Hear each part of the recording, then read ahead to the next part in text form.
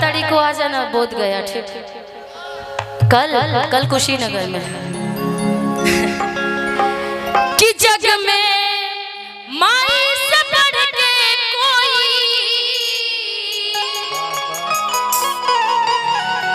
कि जग में माई से बढ़ के कोई,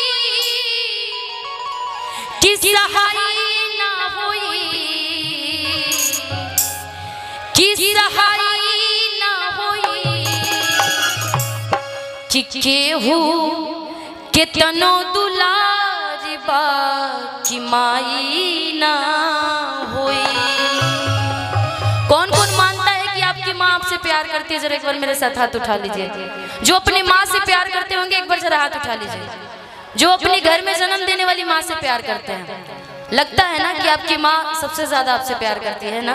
आप कितना भी खाना खा के आ जाइए, घर पे एक ही आदमी पूछने वाला होता है कि क्या तुम खाना खाए कि नहीं खाए, है ना। तो उस माँ के लिए जब माँ आपकी जिंदगी में ना हो तब पता चलता है माँ की अहमियत क्या होती है।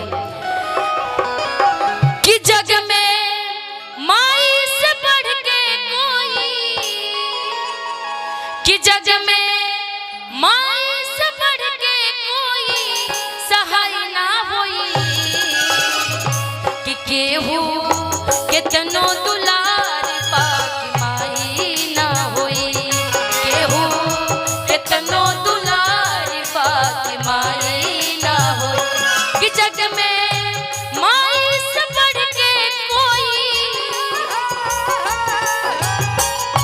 कि माई के दूधवा से बढ़ के कोई, कि माई के दूधवा से बढ़ के कोई मिठाई ना होई, कि केहू केतनो दुलार पाक माई ना होई, केहू केतनो दुलार पाक माई ना होई। तोरा मन दर्पण कहलाए, हरे तोरा मन दर्पण कहलाए। भले बुरे सारे कर्मों को, भले बुरे सारे कर्मों को देखे और दिखाए। तोरा मन दर्पण कहलाए, हरे तोरा मन दर्पण कहलाए। केहू केतनो दुलार। आदरणीय मैक्स हॉस्पिटल के ओनर हमारे विक्रम सर डॉक्टर की तरफ से बहुत सारा प्यार, बहुत बहुत धन्यवाद सर। क्योंकि माँ एक ऐसी माँ होती है, माँ का ममता एक ऐसा ममता होता है कि अपने भूखे रख करके अपने बेटों का पेट भरती है, वही माँ कहलाती है। कि सुख दुख रतिया दिनवा सहली, मुख से कबहू कुछ ना कहली, सुख दुख रतिया दिनवा सहली, मुख से कबहू कुछ ना कहली, सुख दुख रतिया दिनवा सहली, मुख से कबहू कुछ ना कहली,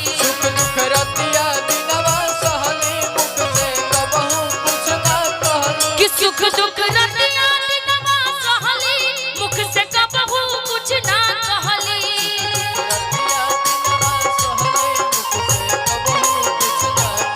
कि सुख दुख रतिया दिनवा सहली, मुख से कबहू कुछ ना कहली, रतिया दिनवा सहली, मुख से कबहू कुछ ना कहली, कि उनके रोज दुखाई तो,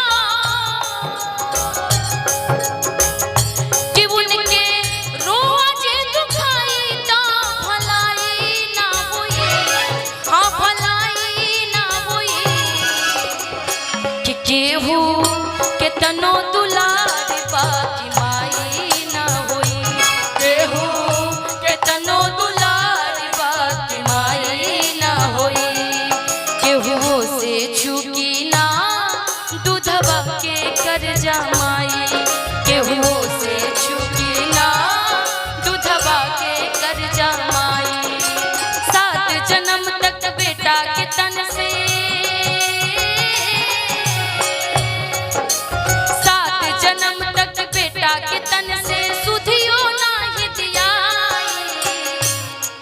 केहू से झुकी ना दूधवा के कर्जा माई, केहू से झुकी ना दूधवा के कर्जा माई, केहू के तनो दुलारी बाकी माई ना होई, केहू के तनो दुलारी बाकी माई ना होई।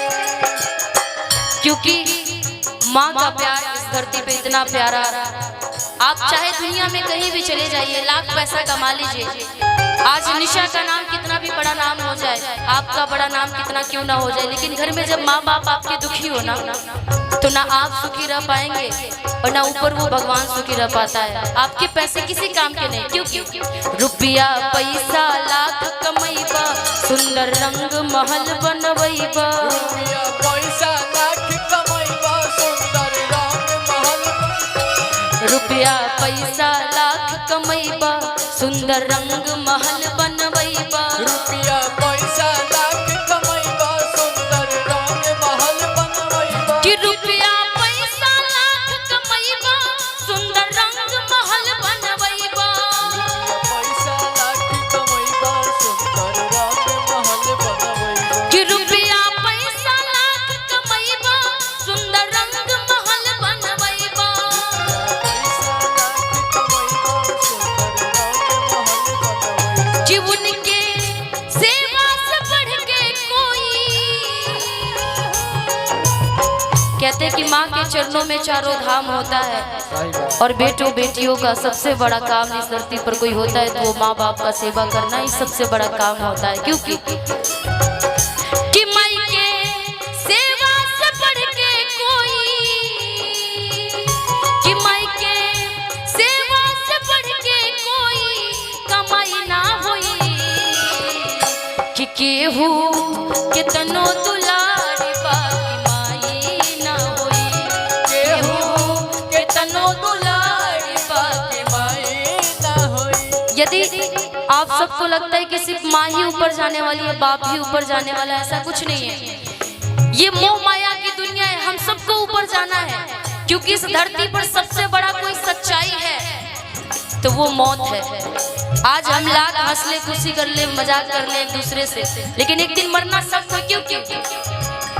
जगत में कोई न परमानेंट, जगत में कोई न परमानेंट, जगत में कोई न परमानेंट, जगत में कोई न परमानेंट, तिल चमेली चंदन साबुन,